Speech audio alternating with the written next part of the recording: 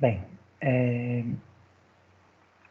vou aguardar mais um pouquinho, né, a chegada dos alunos e a gente já inicia, ok? Já estou gravando para não esquecer de gravar depois, né? Mas só esperar mais 5 minutinhos a gente já começa.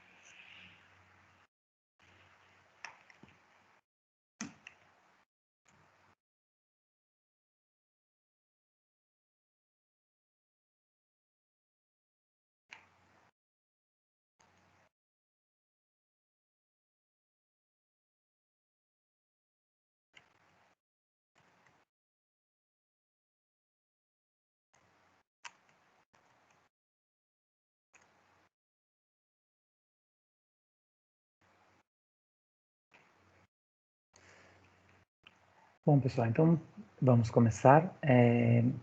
Nossa aula hoje, eu já vou compartilhar aqui o slide e a gente inicia com o tema de hoje, ok?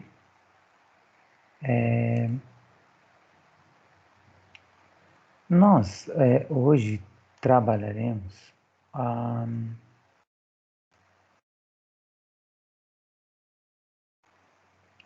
análise, né, dos resultados da avaliação. Qual é a importância disso, né? Quando a gente pensa dentro, né, da gestão da aprendizagem, da possibilidade da aprendizagem de nossos alunos, nós temos que pensar que a avaliação é para a gente o quê? Ela é uma ferramenta, né, que a gente usa e temos várias formas de avaliar, isso é importante a gente frisar, né, porque nós estamos acostumados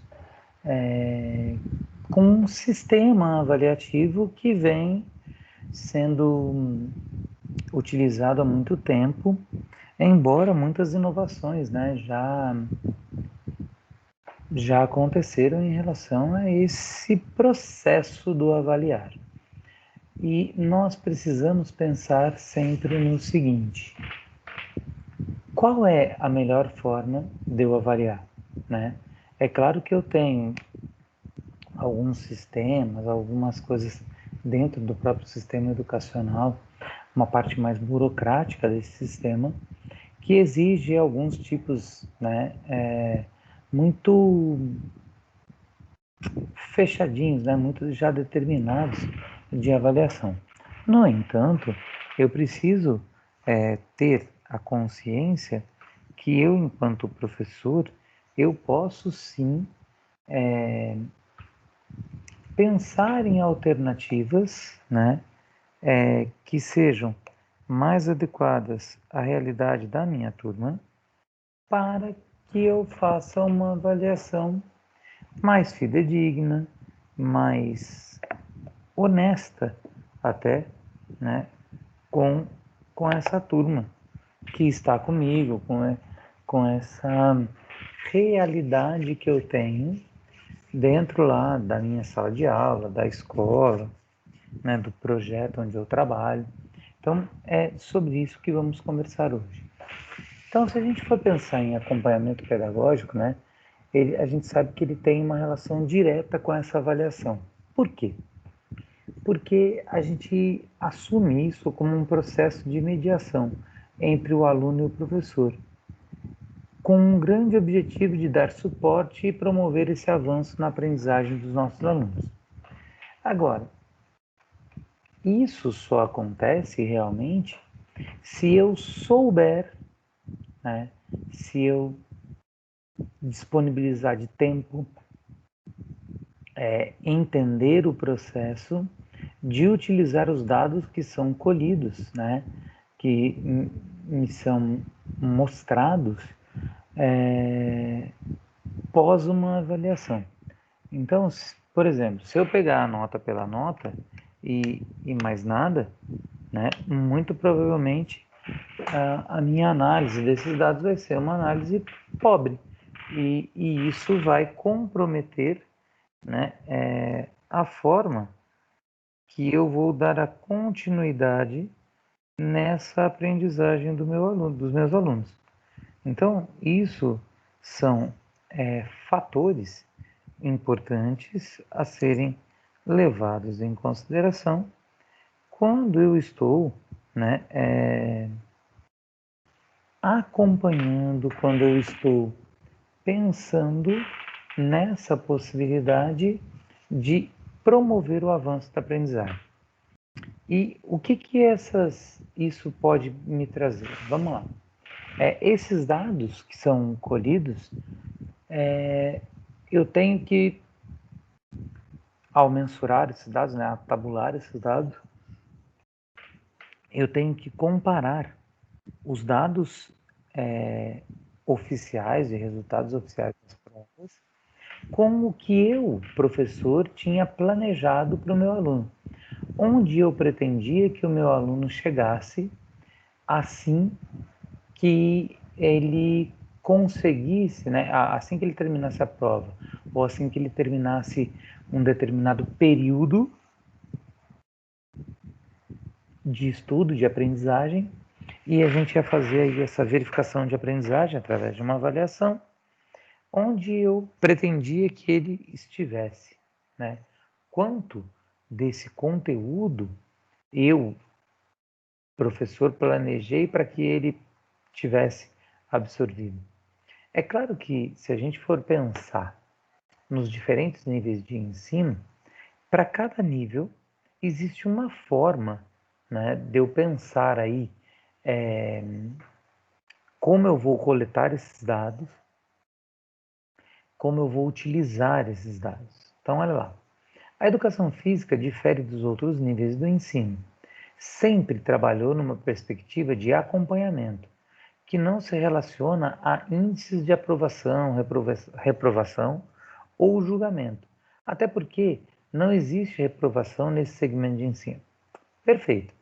Mas vamos pensar no seguinte: o que é essa perspectiva do acompanhamento?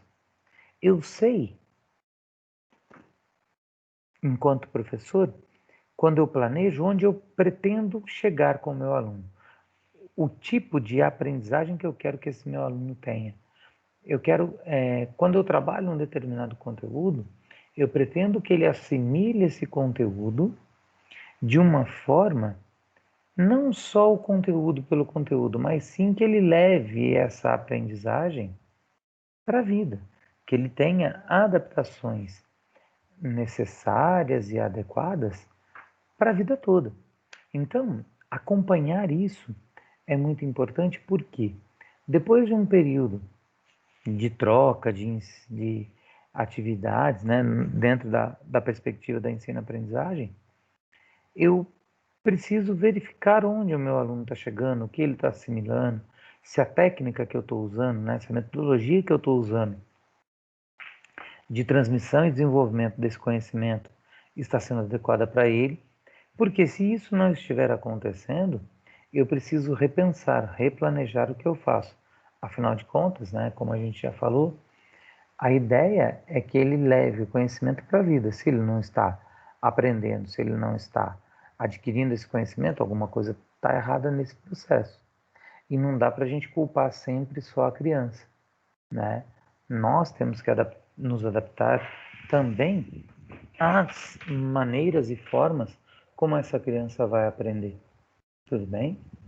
Bom, aí, então nessa etapa do ensino, né, a avaliação é vista como investigação, que tem como propósito possibilitar que as crianças e suas famílias acompanhem esse processo do desenvolvimento e a construção do conhecimento. Esse modo de pensar pode ajudar muito, né, os demais níveis de ensino a documentar, organizar e acompanhar o trabalho pedagógico.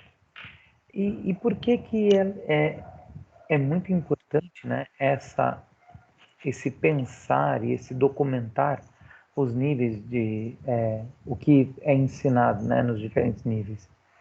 Porque a partir do momento que eu estou documentando, que eu estou registrando o que eu estou fazendo, eu tenho a possibilidade de analisar e verificar como está essa progressão pedagógica do meu aluno,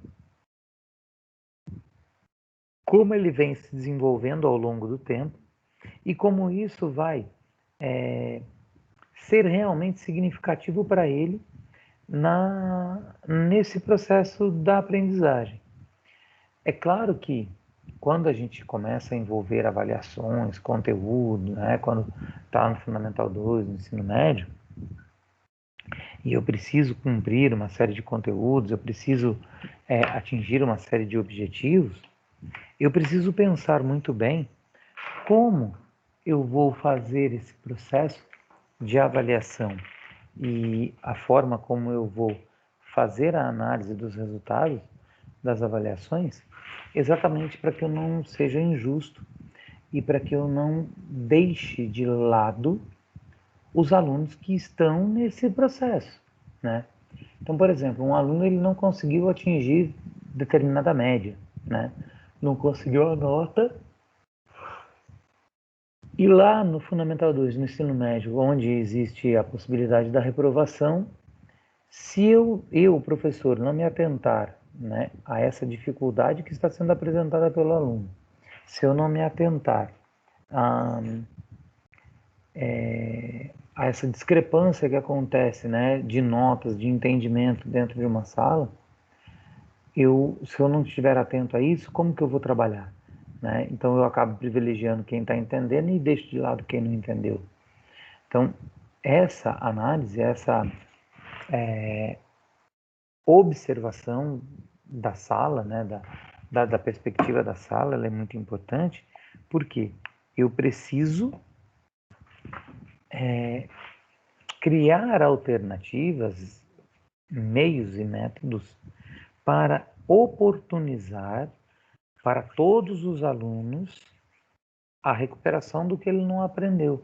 Até porque, se a gente fala em uma progressão pedagógica e um aumento, né, significativo do conteúdo, uma implementação de novos conteúdos, eu preciso que esse meu aluno tenha a base muito bem aprendida. Né? Então, se ele não aprendeu, se ficaram lacunas ali, é muito importante que eu faça o quê? Que eu consiga recuperar isso através de uma recuperação paralela, através de um estudo dirigido, né? Aí eu tenho N formas de possibilitar isso para o meu aluno, mas eu preciso ter mensurado com muita verdade, né? Fazer uma avaliação muito fidedigna e uma observação fidedigna da atual situação desse meu aluno, para que eu possa acompanhá-lo e promover aí essa aprendizagem que ficou defasada. Então, se a gente for pesquisar, né, na experiência da educação infantil, algumas sugestões, né, para os professores que desejam pensar a avaliação e o acompanhamento de uma forma menos reprodutiva e mais formativa, a gente encontra diversas maneiras de fazer isso, formas diferentes. Porque muitas vezes a gente se atenta a reproduzir as formas de avaliação que a gente fez, de comparação, para mensurar aí a aprendizagem comparativa, quanto acertou, quanto errou, classifica os alunos. E isso, para a educação infantil, ela é muito sem sentido, né? Então eu preciso, é claro que às vezes o sistema me obriga a fazer isso, tá? Mas não na educação infantil, em outros níveis. Mas eu preciso também disponibilizar, criar e mostrar para o aluno que existem outras maneiras, tá? Então, a gente tem um link aqui do lado que fala, né, sobre essa avaliação da educação infantil, né, implementação do Pró-Infância no Rio Grande do Sul. Eu baixei esse documento inteiro, vou disponibilizar para vocês, né, mas existem partes, né, desse documento, principalmente que estão aqui na página 208, 207 e 208, que são muito importantes para a gente pensar nessa possibilidade, né, da forma como vamos fazer essa avaliação na educação infantil. Então, eu vou, daqui a pouco eu disponibilizo para vocês, e a ideia é assim, quando a gente vai organizar uma avaliação, tem dois momentos que são muito importantes, né? Tem o mesmo grau de importância, e, no entanto, eles têm objetivos distintos, né? Então, a gente precisa entender quais são esses momentos e quais são os objetivos de cada um deles. Então, quando a gente tem o objetivo de produzir, né, o objetivo de produção e recolha de elementos para compor o material da avaliação. Então, quando eu vou montar a minha avaliação, eu preciso prestar atenção em como eu vou produzir essa avaliação, qual vai ser o meu objetivo, qual vai ser a forma dessa minha avaliação, e aí eu tenho que recolher os elementos que foram trabalhados com essas crianças e, principalmente, o que eu vou avaliar, né? O que vai compor, quais elementos vão compor essa minha avaliação. Então, nesse momento, eu tenho que pensar, rever, resgatar tudo que foi trabalhado com essa minha turma, tudo que foi ofertado para essa minha turma, e quais foram os objetivos de cada uma dessas ofertas, de cada um desses trabalhos que foram feitos.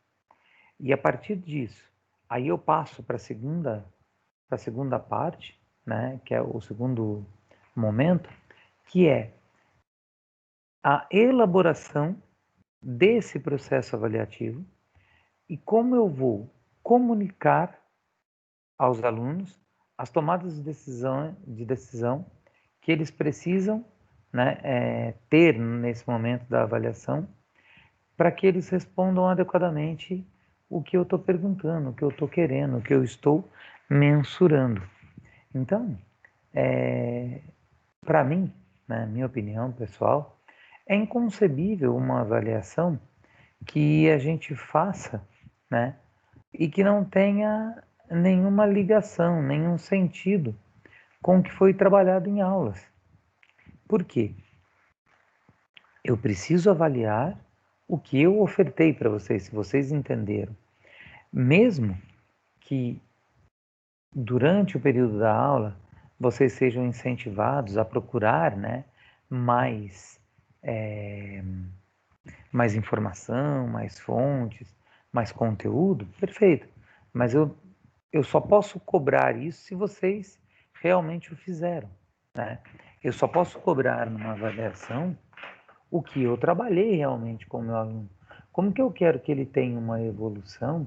Como que eu posso mensurar o que ele aprendeu se eu trabalhei X e na minha avaliação eu vou cobrar Y? Não dá, isso para mim é inconcebível, tudo bem? Então, assim, as autoras, né, elas falam o seguinte, elas trazem sugestões, né, de como é possível fugir do que é tradicional, né, na lista de nota, que às vezes não avaliam realmente o aluno porque não te traz o conhecimento. Embora a gente precisa ainda amadurecer e pensar e aprender um pouco mais sobre essas avaliações, até para que a gente consiga adaptá-las ao sistema educacional que temos hoje. Então vamos lá, olha lá. Elas dizem o seguinte: as autoras têm uma clara concepção de avaliação. Avaliar deve necessariamente ser um exercício de conhecer melhor cada criança, de realçar sua identidade, assim como a identidade do professor que trabalha com ela. Então, olha a importância desse processo avaliativo quando eu vou conhecer o meu aluno. Nessa perspectiva, a avaliação implica ética, zelo, respeito e atenção especial para com as crianças e o seu bem-estar. Seu sentido é de investigação e não de julgamento. Ela deve possibilitar que as próprias crianças e suas famílias acompanhem suas conquistas, dificuldades e possibilidades ao longo do seu processo de desenvolvimento e construção do conhecimento. Essa concepção que as autoras têm, ela é maravilhosa. Se a gente consegue realmente, né, se a gente conseguir realmente fazer com que isso aconteça, montar um processo avaliativo, uma ferramenta avaliativa, que eu consiga me aproximar realmente da criança e da família como elas falam, isso é maravilhoso. Então, por exemplo, a última vez que eu conversei com o José Pacheco, ele falava exatamente sobre isso, né? Dos projetos de comunidade de aprendizagem que ele vem implementando no Brasil. Ele está morando aqui atualmente, né? A ideia é fazer isso, é que as pessoas tenham um contato tão adequado, tão bom, tão afetivo, vínculos fortes, né, e sinceros para a construção do conhecimento, que a ideia de crescer, de aprender, ela está muito além de simplesmente mensurar uma nota, tá? Aí, essas autoras, elas entendem o quê? Que é importante que o professor reflita sobre o que escreve sobre cada criança, a fim de conhecer como esses registros, né, revelam os saberes da criança e cada conquista que ela tem. Essa escrita materializa as observações e legitima, né, a tomada de decisão sobre as mudanças necessárias ou a manutenção do encaminhamento que é dado para cada criança. Então, se o professor tem esse discernimento, essa franqueza e essa verdade ao observar a criança, ao avaliar de forma que ela vai conhecer melhor essa criança, e ela registra isso de uma maneira muito clara, muito objetiva, muito verdadeira, o acompanhamento, né, pedagógico dessa criança é feito não só por ele, professor, mas é feito por toda e qualquer pessoa que tiver acesso a esse relatório de avaliação. Então, a família vai saber como lidar com essa criança, como ajudar essa criança nesse processo de aprendizagem. E não só a criança, como vai ajudar o professor. E a gente percebe que é uma via de mão dupla, porque o professor ajuda a família e a família ajuda o professor. E ambos ajudam a criança a se desenvolver. Então, se existe essa possibilidade, por que não? nos inteirarmos mais disso e utilizarmos isso, porque a gente vê que é uma forma muito mais correta, né? Vamos dizer, usar essa palavra, quando a gente fala na avaliação. Por quê? Porque eu não avalio simplesmente um documento, eu avalio um contexto. Tudo bem? Então, olha lá. Quando a gente fala da ideia, né, de formas diferentes, algumas sugestões, na verdade, diferentes de avaliar, uma dessas avaliações é esse registro da observação. Então, olha lá, uma possibilidade é o professor registrar todos os aspectos observados que julga significativos de cada criança em um caderno, organizando pelos nomes das crianças ou pelos dias de atividade na instituição, junto com comentários, informações e apreciações sobre o material escolhido para as atividades, o local onde estas ocorreram, a duração das mesmas e outras informações necessárias. Tanto anotações rápidas, a serem reescritas posteriormente, quanto narrativas descritivas detalhadas, formam a nossa memória de uma maneira mais fidedigna e útil para o processo avaliativo. Então, registrar, né, essas observações, né, registrar o nosso acompanhamento com os alunos, a forma como eu percebo meus alunos progredindo e aprendendo, é muito importante. Porque se a gente for confiar só na nossa memória, fatalmente, né, a gente vai cometer falhas ao avaliar esses nossos alunos. Porque a nossa memória pode se enganar, a gente pode se confundir com o aluno, ou pode não prestar tanta atenção, ou não conseguir lembrar, né, com toda a riqueza de detalhes o que esse aluno tem feito, e isso pode prejudicá-lo. Então, fazer as anotações a cada atividade, a cada dia, mesmo que sejam, né, anotações rápidas que depois vão ser reescritas, é importante. É claro que quando a gente fala em avaliação, que a gente fala em anotar essas observações, isso gera, né, trabalho para o professor. Mas eu costumo dizer o seguinte, que o nosso trabalho, ele, ele é fundamental e necessário para o desenvolvimento dessa criança. Então, se eu não assumo essa posição desse acompanhamento, eu vou estar sendo injusto, né, com essas minhas crianças. O fundamental, né, é que as formas de registro escolhidas, né, permitam captar a singularidade de cada criança em sua relação com os professores, com os colegas e com as atividades, as peculiaridades vividas e os seus aspectos inusitados. Então, olha como é abrangente, né, esse registro que a gente vai fazer.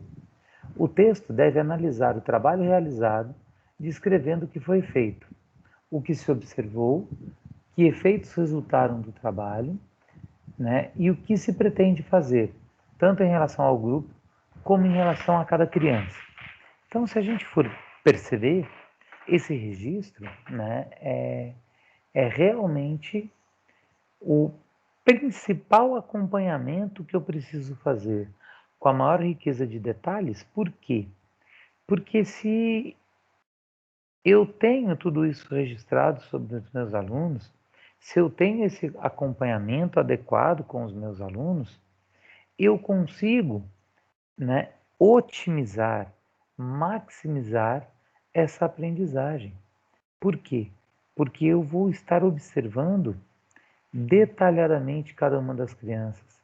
Então, dessa forma, eu consigo perceber quais são as metodologias, quais as ferramentas, né, de ensino-aprendizagem que eu posso usar para melhorar a condição da aprendizagem daquela criança, para potencializar o desenvolvimento daquela criança. Aí, Uma outra sugestão, né, além dos registros, são os portfólios ou os livros da vida, né? O que acontece? O que são os portfólios, né? Olha lá, a professora Júlia Oliveira, né, Formosinho, em seu livro Pedagogias da Infância, dialogando com o passado, construindo o futuro, refere que o portfólio está em sintonia com uma pedagogia de participação, que encoraja uma educação centrada na criança e que reflete e questiona sobre as finalidades e o sentido da própria ação de educar as crianças pequenas. Como que a gente monta um portfólio? Como a gente faz um portfólio? Portfólio, normalmente, é aquele conjunto de atividades que a criança faz e a gente vai guardando, a gente vai arquivando. E a partir do arquivar, né, esse material todo, a gente começa a comparar, a ver, né, de forma muito clara como essa criança está evoluindo, como essa criança está melhorando com o passar do tempo, né, de estudo, da vivência, da prática. Eu falo isso porque, por exemplo, na educação física, é muito fácil, é muito simples a gente perceber essa evolução, principalmente quando eu volto, né, em uma aula, chego em uma aula e trabalho um exercício que foi trabalhado na aula anterior. Por quê? Porque ao lembrar, ao recordar aquele exercício, ao incentivar a repetição, né, desse exercício, eu estou ajudando na fixação daquele conceito, daquele movimento, daquele exercício com a criança. A mesma coisa que a gente faz quando a gente dá exercício de fixação, quando a gente está na alfabetização, insistindo para a criança repetir muitas vezes a mesma letra, né? Ou depois as vogais e tudo mais. Daí o processo de alfabetização, vocês têm um domínio muito maior que eu. Aí o livro da vida, ele é parecido com um diário, sendo que o registro é livre e é feito pela própria criança, no momento em que estiverem com vontade e sobre o assunto que quiserem. O registro pode ocorrer de diversas maneiras, com desenho, escrita, colagem e outras formas que as crianças criarem. Esse livro da vida, a própria criança vai escrever, redigir. É claro que em alguns momentos eu posso até direcionar a ideia desse registro. Eu posso falar para a criança, hoje você vai falar como foi a sua tarde na escola, né? Explica como foi, o que você aprendeu e tal. Então eu posso direcionar ou eu posso deixar completamente livre, tá? Uma terceira sugestão são os relatórios. Então, olha, no processo de avaliação, o relatório das formas de um grupo de crianças, né, interagir e suas aprendizagens devem trazer uma descrição criteriosa, clara e cuidadosa do vivido, do caminho percorrido em relação às práticas educativas efetivas, enquanto o relatório individual deve revelar o mesmo em relação ao que está acontecendo com cada criança em seu processo de aprendizagem, ajudando o professor a levantar questões relevantes sobre esse processo educativo. Então, olha que interessante. Quando eu opto pelo relatório, eu preciso pensar em dois momentos de relatório. Um, quando eu falo do grupo e da interação dos meus alunos em grupo, a forma como eles trabalham e tudo mais.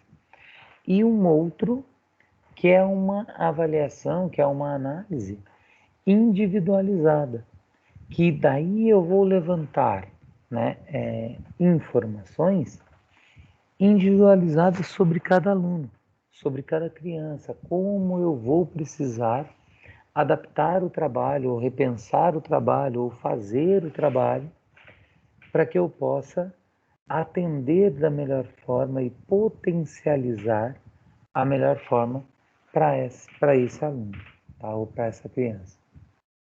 Então, os registros de observação, o portfólio, o livro da vida e os relatórios são sugestões que podem auxiliar o professor no seu trabalho de organizar, né, de organização de dados de avaliação. E com isso, vai ajudar também o acompanhamento pedagógico. Agora, o que é importante? Qual deles a gente deve usar? Né? Quando eu devo usar? Como eu começo a usar? Para usar qualquer tipo de avaliação, ou para usar uma nova forma de avaliação, a primeira coisa é o professor conhecer e a fundo como é esse processo avaliativo que ele quer usar. Né? Se inteirar dos prós e dos contras, estudar a forma de aplicação e a continuidade da aplicação, porque a gente precisa entender que a avaliação, principalmente nos anos iniciais, na educação infantil e nos primeiros anos do Fundamental 1, a avaliação ela precisa ser constante e ela precisa ser adaptativa. Eu preciso adequar a minha avaliação à realidade do aluno que eu tenho, para eu não me tornar injusto com eles. Então, olha lá, o importante é reconhecer que várias formas de documentar as ações e interações da criança devem ser utilizadas com a periodicidade que for mais conveniente à concepção da avaliação, como ação integrada ao processo pedagógico, visando as aprendizagens infantis e como meio de viabilizar para a família o conhecimento sobre o avanço das crianças e o ritmo de desenvolvimento de cada uma delas. O essencial, em qualquer forma de registro que o professor venha a escolher, é que a avaliação de aprendizagem e do desenvolvimento da criança amplie sua compreensão sobre essa criança e sobre as oportunidades de conhecimento e desenvolvimento no contexto da instituição de educação infantil. Então, olha lá, o que eu preciso entender é que não é a forma de registro que vai fazer a diferença na vida dessa criança, mas sim a forma como a criança compreende, como ela tem o acesso àquela avaliação. E não só ela, também a família que vai auxiliar o professor, né, nesse desenvolvimento, nessa retomada da aprendizagem e o desenvolvimento para que ele tenha um desempenho adequado. Então, olha lá, na semana passada eu tinha comentado sobre como vocês poderiam pensar em hipóteses e ideias, né, de um professor que dá aula em muitos lugares, em muitas escolas, e em vários níveis, e ele precisa se deslocar de uma escola para outra, às vezes no mesmo dia. Como que ele vai registrar essas notas? Como que ele vai fazer essas anotações todas? Se o tempo desse professor dentro da instituição, dentro da escola, ele é pequeno, ele como eu vou dizer, ele é limitado, né? Gasta-se bastante tempo para conseguir avaliar, para conseguir fazer os registros.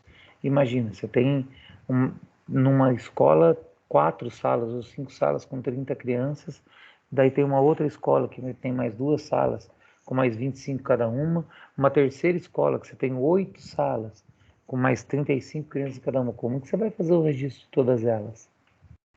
Então, eu quero que vocês me ajudem a pensar em alternativas ou em possibilidades de otimizar esse tempo do professor para que ele possa realmente fazer essas anotações, para que ele possa realmente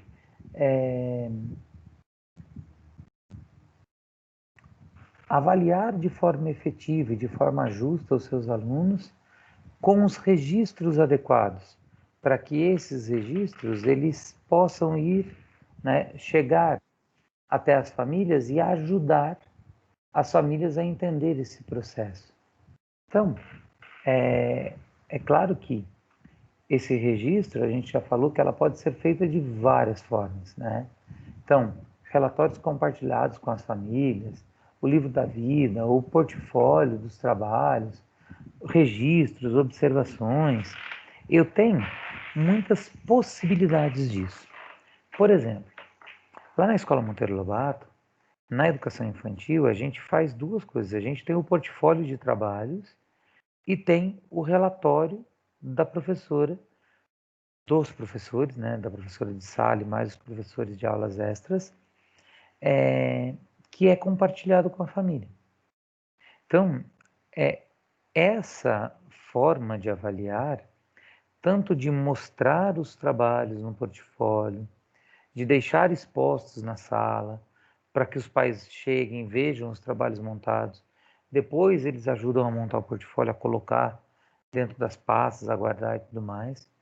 Levam para casa com, né, a possibilidade, o pedido, na verdade, de observar novamente com mais calma todo aquele trabalho que foi feito, indagar a criança, perguntar para a criança como foi esse processo, como aconteceu, registrar essas informações e transmitir para a gente também é uma forma de avaliar muito legal, né, que o próprio aluno está avaliando, quem sente na pele, né, quem está trabalhando está avaliando, e tem o detalhe de quem está sendo avaliado estar tranquilo, né, ter te dado a possibilidade de avaliá-lo sem que você julgue, sem que você utilize, né, vamos dizer assim, de ferramentas que vão segregar, né, essa criança, que vão expor, que vão excluir essa criança, tá? Então lá na escola, o que que a gente faz? Todos os trabalhos das crianças vão para um portfólio, vão para uma pasta, e no dia da reunião os pais vêm para receber essa pasta, vem cada um dos trabalhos, os comentários, as avaliações das professoras. A professora explica como foi feito, explica a dificuldade que o aluno teve, de repente, quando ele não cumpriu alguma das etapas, e também conversa com o pai sobre um relatório trimestral que é feito da evolução de cada criança, né? Do que cada criança mostra que evoluiu. Aí é dentro de sala de aula, em relação aos conteúdos que ela está aprendendo. Aí tem relatório da educação física, relatório do professor de judô, tem relatório da professora de música, tem relatório do professor de educação ambiental. Então, essa criança ela é avaliada várias vezes por diversos profissionais diferentes. E é claro, né, que toda vez que a gente avalia, a gente leva em conta a forma como aquele aluno participou na aula. Se ele teve uma participação ativa, se ele foi muito indisciplinado, se ele chegou muito atrasado, se ele perdeu a aula. Então tem uma série de detalhezinhos que são levados em consideração. Tudo bem? Aí, o que a gente vai começar a entender? Né? A gente vai tentar identificar, né, as formas de incluir os alunos no próprio processo de aprender. Isso é assunto para a próxima sessão, né? A ideia é que vocês comecem a pensar nesses processos que a gente viu, né, de analisar essa forma, essa maneira de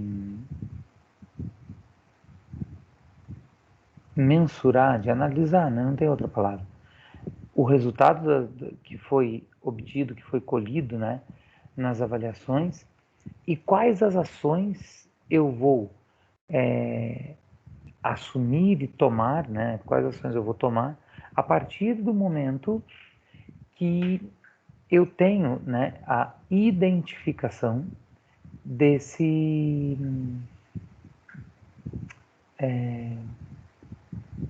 desse patamar atingido pelo aluno.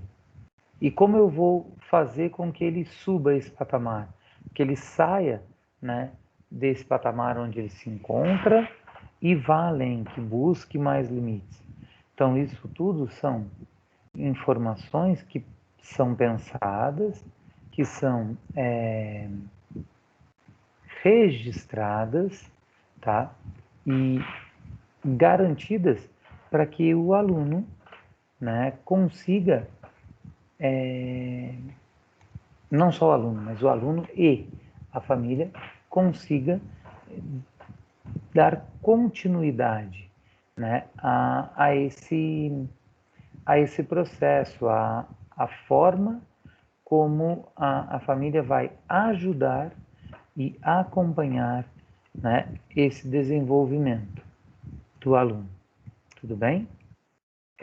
E desta forma também auxiliando o professor a entender, né, esse procedimento como um todo. Ok? Fico à disposição de vocês para eventuais dúvidas. Essa aula ela foi gravada, vai ficar disponível no AVA e por hoje é só. Como a gente não tem, né, agora nenhum aluno presente, eu vou encerrar a gravação e fico à disposição de vocês. Se vocês, porventura, entrarem na sala, tiverem alguma dúvida, estarei à disposição para esclarecer. Ok? Tchau, tchau. Até a próxima semana.